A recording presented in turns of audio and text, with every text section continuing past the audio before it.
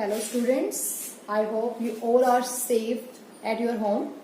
Okay students, in my first video of solution, I already discussed all concentration terms.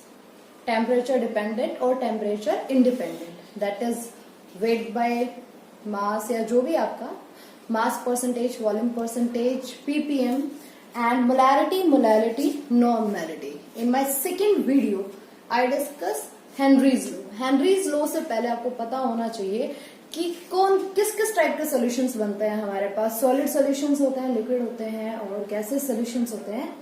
तो ये सभी के सभी सॉल्यूशंस मैं आज इस वीडियो में डिस्कस करूंगी और इसके साथ साथ हेनरीज लॉ को भी कंप्लीट करेंगे. सो स्टार्ट करते हैं. मैं आपको एक चीज पहले ही बताई थी कि सॉल्यूट किसी भी सॉल्यूशन में एक से ज्यादा हो सकता है बट सॉल्वेंट एक ही रहता है. बट अगर किसी सॉल्यूशन के अंदर एक सॉल्यूट है और एक ही सॉल्वेंट है, then solution is called binary solution. Binary का मतलब ही होता है तो कि एक सॉल्यूट हो चुका है, एक सॉल्वेंट हो गया है, तो दोनों को मिला दो, एक एक है, तो हमारे पास जो सॉल्यूशन बनेगा वो क्या हो जाएगा, तुम्हारा बाइनरी सॉल्यूशन. तो स्टार्ट करते हैं types of solution according two phase.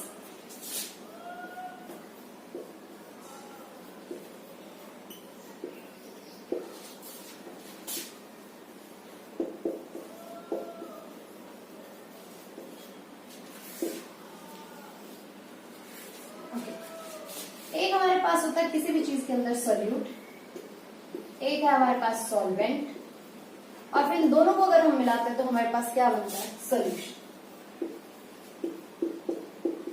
Example भी साथ में डिस्कस कर लेंगे क्योंकि एग्जाम्पल कभी कभी आ जाता है, पता भी होना चाहिए आपको कि किस टाइप के सॉल्यूशन का एग्जाम्पल.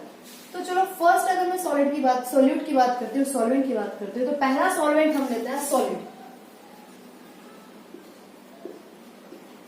क्योंकि सभी के हमारे पास टोटल 9 केस बनेंगे.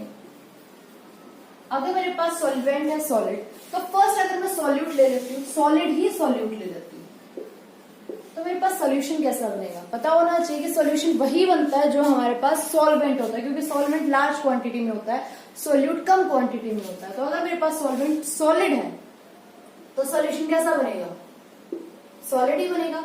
एग्जाम्पल सोच के बताओ इसका क्या होना चाहिए. एग्जाम्पल, ऐसे एग्जाम्पल बताओ जिसमें सॉल्यूट भी सॉलिड है और आपका सॉल्वेंट भी सॉलिड है, जो हमारे पास सॉल्यूशन बन के आएगा वो भी सॉलिड ही होगा. थोड़ा सा ध्यान अगर हो तो आपके पास copper plus zinc that is brass alloy है हमारे पास. दोनों के दोनों मेटल है, दोनों के दोनों किस फॉर्म में है, सॉलिड फॉर्म में है. और जो हमारे पास ब्रास बन के आता है वो ब्रास एक अलॉय है, अलॉय भी किस फॉर्म में है हमारे पास, सॉलिड फॉर्म के अंदर. चलो next, solute is liquid. Again solvent is solid. Solution हमारे पास क्या होगा, solid ही बनेगा. एग्जाम्पल याद करो, अगर 10th क्लास में थे हम लोग, 10th क्लास में हम लोगों ने जब अलॉय के बारे में पढ़ा था, तो अलॉय के अंदर एक अमलगम भी आया था. अमलगम क्या था, जहां पे भी मरकरी ऐड हो रहा था तो हम उस सोल्यूशन को क्या नाम दे रहे थे, अमलगम दे रहे थे नाम. बट अलॉय बन रहा है, अलॉय तो लिक्विड फॉर्म में होगा नहीं, अलॉय तो सॉलिड फॉर्म में ही होगा ना. बट जो मरकरी है, mercury is the only metal that exist in a liquid state at room temperature. मैं बिलो रूम टेम्परेचर की बात नहीं कर रही हूँ, मैं एट रूम टेम्परेचर की बात कर रही हूँ कि जो मरकरी है वो एट रूम टेम्परेचर पे किस स्टेट में होता है, आपका लिक्विड स्टेट में होता है. तो सिंपली हमारे पास वही है, मरकरी किसी भी चीज के साथ मिला दो उसको, सोडियम अमलगम मिल जाएगा. ठीक है. नाउ नेक्स्ट वन इज, अगर हमारे पास सोल्यूट है गैस, सॉल्यूशन फिर से एग्जाम्पल सोचो अब इसका कि एग्जाम्पल क्या हो सकता है. 10th क्लास में ही हमने एक हाइड्रोजनेशन पढ़ा था एडिशन रिएक्शन के अंदर. वहां पे क्या था कि हाइड्रोजन वो अगर हम किसके साथ करते हैं, निकल प्लेटिनम के साथ, तो जो हमारे पास अनसैचुरेटेड कंपाउंड है वो किस में कन्वर्ट हो रहा था, सैचुरेटेड में कन्वर्ट हो रहा था. तो बस वही है, अगर मैं hydrogen is a gas platinum या फिर निकल के साथ मिला दूं, तो जो हमारे पास एक वो हम जो सॉल्यूशन ऐड करते हैं वो किस स्टेट में होता है, हमारे पास सॉलिड स्टेट में होता है. तो ये हो गए हमारे पास, जब हमारे पास क्या था, सॉल्वेंट क्या था, सॉलिड था. नेक्स्ट, अगर मैं सॉल्वेंट क्या लूं, अगर मैं सॉल्वेंट, अब हमारे पास अगर सॉल्वेंट बन जाए लिक्विड,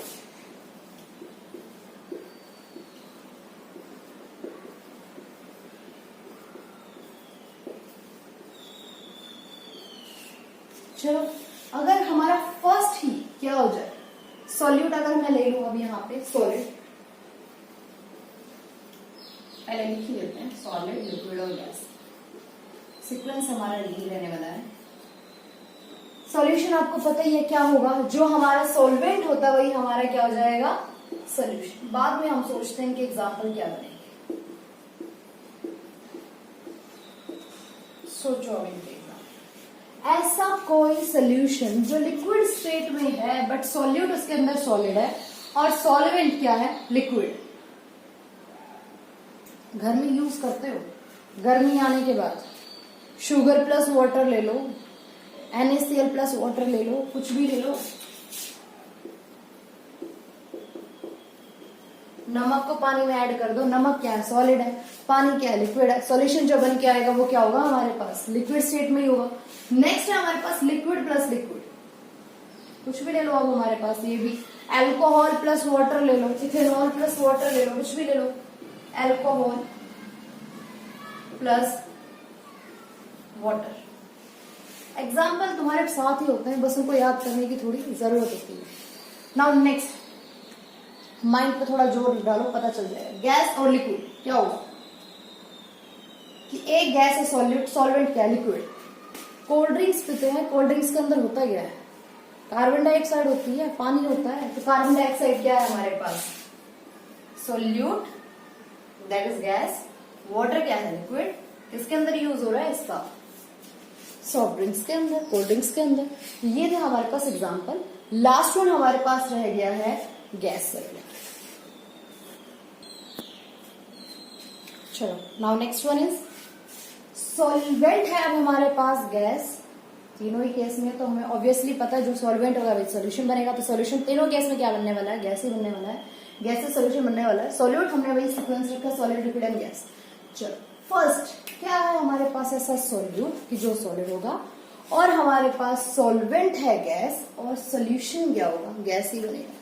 घर में अगर यूज करते हैं, कैम्फर यूज करते हैं, कैम्फर क्या हो जाता है लास्ट में गैसेस स्टेट में कन्वर्ट हो जाता है।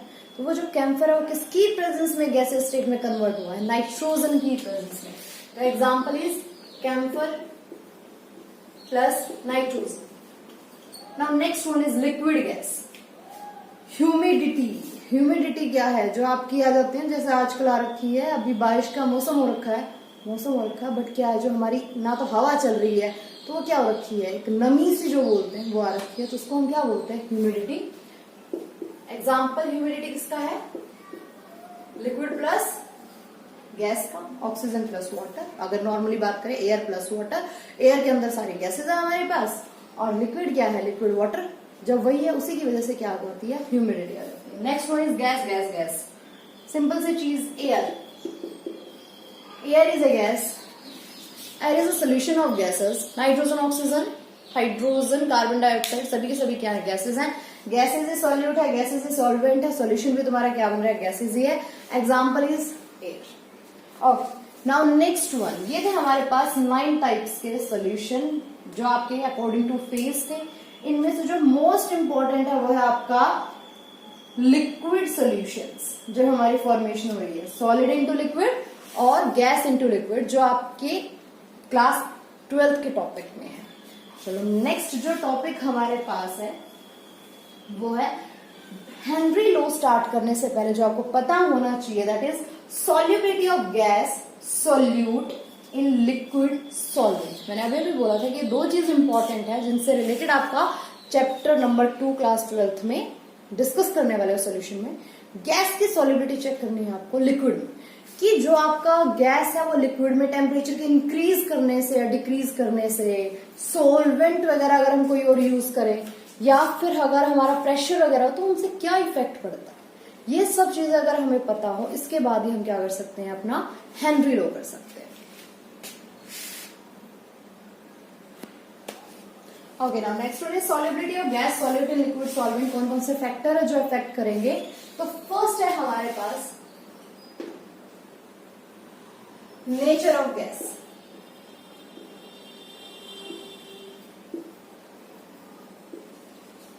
नेचर ऑफ गैस के अंदर जो आपकी पोलर गैस है वो इजिली डिजोल्व हो जाएगी किसके अंदर, पोलर सॉल्वेंट के अंदर, क्योंकि ये चीज हमें पता है, like dissolve like, unlike dissolve unlike. मतलब एक तरीके से पोलर सॉल्यूशन है तो पोलर गैस जो होंगे वो पोलर में ही जाएंगी, और जो तुम्हारे पास नॉन पोलर होंगे सॉल्यूट वो नॉन पोलर सॉल्वेंट के अंदर ही अच्छे से डिजोल्व हो सकते हैं। तो नेचर ऑफ गैस का मतलब क्या है, अगर हमारे पास गैस का नेचर कैसा होगा, पोलर होगा, तो वो कौन से सॉल्वेंट में डिजोल्व हो जाएगी इजिली, पोलर सॉल्वेंट के अंदर। तो नेचर ऑफ गैस क्या होगा तुम्हारे पास, फर्स्ट जो पॉइंट है, polar gas dissolve easily in polar solvent. Second one, temperature, तो आपको भी पता होना चाहिए टेम्परेचर। कोल्ड ड्रिंक्स वगैरह को हम लोग हमेशा फ्रिज में रखते हैं, क्यों रखते हैं फ्रिज में, बाहर भी तो रख सकते हैं। और जो तुम्हारी जो फिश वगैरह होती है वो अंडर वाटर होते हैं मोस्ट ऑफ, जो भी होंगे। और उसके बाद भी एक और चीज देखना होगा, जो तुम्हारी ऑक्सीजन वगैरह है ये सब वाटर के अंदर डिजोल्व रहती है। ऊपर की साइड अगर हम कश्मीर वगैरह की बात करें, सर्दियों की बात करें, तो ऊपर की साइड आइस के लेयर आ जाती है, बट उसके नीचे फिर भी पानी के अंदर जो हमारे सी एनिमल्स हैं या एक्वेटिक एनिमल्स हैं वो जिंदा रहते हैं। ऐसा क्यों, चलो नॉर्मल अगर हम बात करें, अपनी कोल्ड ड्रिंक्स की बात करते हैं, हम लोग उसको फ्रिज में क्यों रखते हैं, तो ये कोल्ड ड्रिंक्स के अंदर क्या होता है, कार्बन डाइऑक्साइड होती है, और फ्रिज का जो टेम्परेचर होता है वो क्या होता है, कम होता है। कार्बन, इसका मतलब क्या हुआ, कार्बन डाइऑक्साइड की सॉल्युबिलिटी इसलिए अच्छी है क्योंकि टेम्परेचर कम है। तो टेम्परेचर को अगर कम करोगे तो सॉल्युबिलिटी ऑफ गैस क्या हो जाएगी, इंक्रीज हो जाएगी। सिंपल सा मीनिंग है। अगर हम कोल्ड ड्रिंक्स वगैरह को फ्रिज वगैरह में रखते हैं, ठंडी जगह रखते हैं, क्यों रखते हैं, क्योंकि उसके अंदर कार्बन डाइऑक्साइड होती है। कार्बन डाइऑक्साइड गैस बाहर ना निकले, इसलिए हमें क्या करना पड़ता है, टेम्परेचर को कम करना पड़ता है। सो temperature decreases, solubility increases, temperature increases, solubility decreases. इसका मतलब क्या है कि ये दोनों के दोनों एक दूसरे से क्या है, इनवर्सली प्रोपोर्शनल है। टेम्परेचर को इंक्रीज करोगे तो सॉल्युबिलिटी डिक्रीज कर जाएगी, टेम्परेचर को डिक्रीज करोगे तो सॉल्युबिलिटी इंक्रीज हो जाएगी। टेम्परेचर इंक्रीजेस, solubility decreases, और temperature decreases, solubility increases। ऐसा क्यों,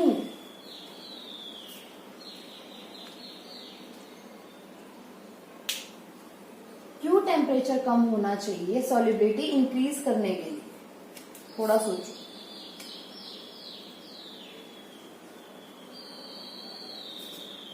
क्योंकि अगर हम कभी भी लिक्विड प्लस गैस का सॉल्यूशन बनाएंगे तो एनर्जी हमेशा क्या होती है, रिलीज होती है। आपको सिर्फ सिंपल सा आंसर दे रही हूँ कि टेम्परेचर लो क्यों होना चाहिए।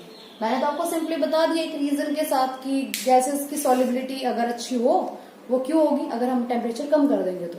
बट टेम्परेचर कम क्यों होना चाहिए, अकॉर्डिंग टू केमिस्ट्री जो हमारे पास लॉजिक होना चाहिए, क्या है इसके पीछे, हमें पता है गिब्स क्या होती है, delta G equal to delta H minus T del S. उसी के अकॉर्डिंग मैं आपका आंसर बता रही हूँ।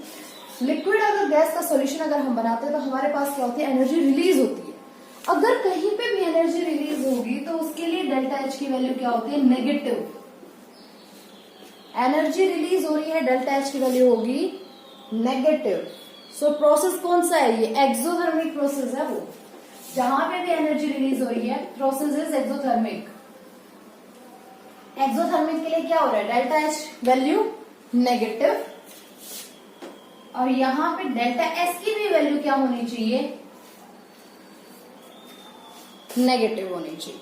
ठीक है, चलो अब हमें पता है कि जो हमारे पास फॉर्मूला है डेल्टा जी का, क्या होता है, delta H minus T del S. For spontaneous reaction delta G must be negative. कोई भी स्पॉन्टेनियस रिएक्शन हो, कोई भी फिजिबल रिएक्शन अगर होगी तो फिजिबल रिएक्शन के लिए डेल्टा जी की वैल्यू कैसी होनी चाहिए, हमारे पास नेगेटिव होनी चाहिए। डेल्टा जी ऑलरेडी नेगेटिव है, डेल्टा एस की वैल्यू भी क्या है हमारे पास, नेगेटिव है।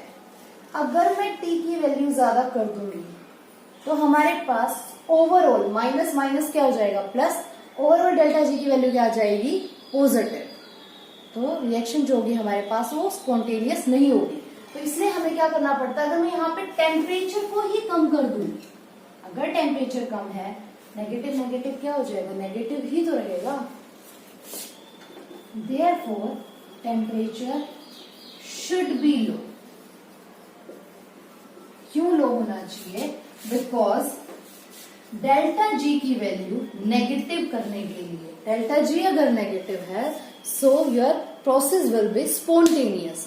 डेल्टा जी नेगेटिव है तो प्रोसेस स्पॉन्टेनियस है, और टेम्परेचर लो होगा तभी ऐसा होगा। इसलिए temperature increases solubility decreases, temperature decreases, solubility increases.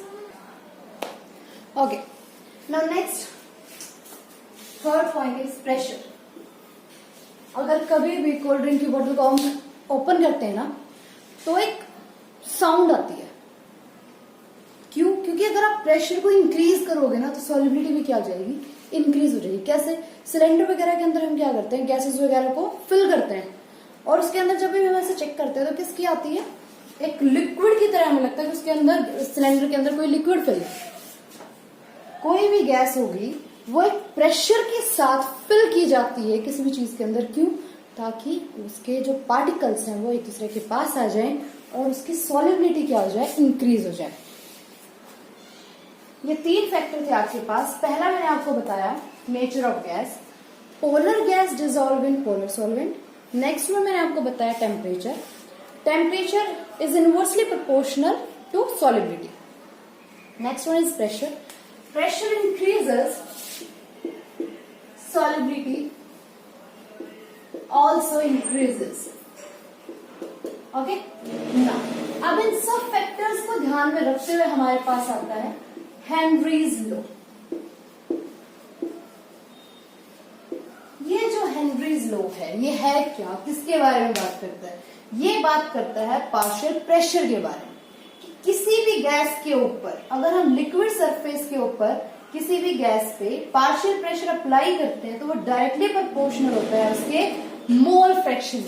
जो लिक्विड सॉल्वेंट का जो मोल फ्रैक्शन है ना उसके डायरेक्टली प्रोपोर्शनल होता है। कौन डायरेक्टली प्रोपोर्शनल होता है? पार्शियल प्रेशर जो किसी लिक्विड सरफेस के ऊपर किसी गैस के पे अप्लाई किया जाता है। Partial pressure is directly proportional to mole fraction of liquid of solvent. ये हमारे पास क्या है, पार्शियल प्रेशर। अब जब ये मोल फ्रैक्शन है बीच में किसका साइन है, प्रोपोर्शनैलिटी का साइन है। प्रोपोर्शनैलिटी के साइन को हटाने के लिए हमें कांस्टेंट की रिक्वायरमेंट होती है। वो कांस्टेंट क्या था हमारे पास, हेनरीज कांस्टेंट। ये क्या है हमारे पास, कौन सा कांस्टेंट है ये, हेनरीज कांस्टेंट।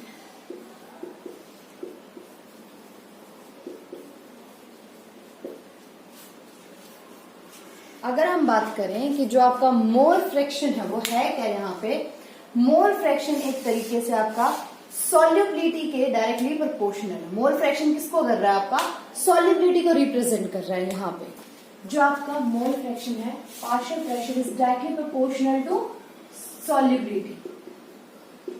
इसको रिप्रेजेंट करने के लिए कौन आया है, मोल फ्रैक्शन। कोई आपसे पूछे कि हेनरी लॉ क्या है, सिंपली बोल सकते हो partial pressure applied by any gas on liquid surface is directly proportional to its mole fraction of present liquid in solvent। कि जो पार्शियल प्रेशर है वो डायरेक्टली प्रोपोर्शनल है किसके, mole fraction of liquid of solvent. Proportionality sign को हटाने के लिए हमें एक कांस्टेंट की रिक्वायरमेंट थी। वो कांस्टेंट क्या था हमारे पास, Kh, that is called Henrys constant. चलो अब सिंपल सी चीज हम यहाँ पे देखते हैं। नाउ अगर मैं प्रेशर को क्या कर दूं, यहां से कांस्टेंट कर दूं प्रेशर, तो प्रेशर को कांस्टेंट करने पे अगर मैं टेम्परेचर को इंक्रीज करती हूं then solubility is decreases. Pressure अगर कांस्टेंट है यहाँ पे तो ये क्या हो जाएगा, Kh हेनरीज कांस्टेंट एक तरीके से क्या हुआ, इनवर्सली प्रोपोर्शनल है किसके, सॉल्युबिलिटी के। तो अगर मैं Kh को इंक्रीज कर दूं हेनरीज कांस्टेंट को तो again solubility is decreases, so it means temperature is directly proportional to Henry's constant। Henry constant सभी गैसेस के लिए क्या होता है, अलग अलग होता है। सिंपल सी चीज है, प्रेशर को इंक्रीज कर रहा है, सॉलिबिलिटी इंक्रीज कर रही है। हेनरीज लॉ ये बोलता है कि partial pressure is directly proportional to solubility of gas. Solubility को रिप्रेजेंट कौन कर रहा है, mole fraction of solvent. Proportionality के साइन को हटाने के लिए हमने क्या लगाया, Henry's constant. If pressure is constant then temperature increases, solubility decreases, already factor में पढ़ चुके हैं। अगर हेनरीज कांस्टेंट को इंक्रीज कर रहा है तो भी सॉलिबिलिटी डिक्रीज कर रही है, तो इसका मतलब क्या हुआ, temperature is directly proportional to Henry's constant. एक ग्राफ ड्रॉ कर लेते हैं, फिर इस टॉपिक को खत्म करते हैं यहीं पे। यहां पे अगर मैं ले रही हूं प्रेशर, ठीक है, और यहां पे अगर मैं ले रही हूं अपनी सॉलिबिलिटी को, तो अगर आप देख के थोड़ा बता दो क्या हो जाएगा यहां पे। जिन बच्चों को आता है y mx प्लस सी तो हमारे पास कुछ है नहीं, इंटरसेप्ट तो m क्या है, जो स्लोप है हमारे पास क्या है, kh है। x क्या है हमारे पास, x एक्सिस पे मोल फ्रैक्शन है, y एक्सिस पे क्या है हमारे पास, पार्शियल प्रेशर है। तो जो इसका इंटरसेप्ट हमारे पास कोई है नहीं, तो जो इसका स्लोप होगा वो क्या होगा, कांस्टेंट। बस ये इसका क्या था, ग्राफ था, और ये आपका हेनरीज कांस्टेंट यहाँ पे खत्म। नेक्स्ट वीडियो में हम करेंगे राउल्ट्स लॉ और वेपर प्रेशर से रिलेटेड टॉपिक। अगर यहां तक किसी को कोई भी प्रॉब्लम है then you can comment. Thank you students, stay home, stay safe.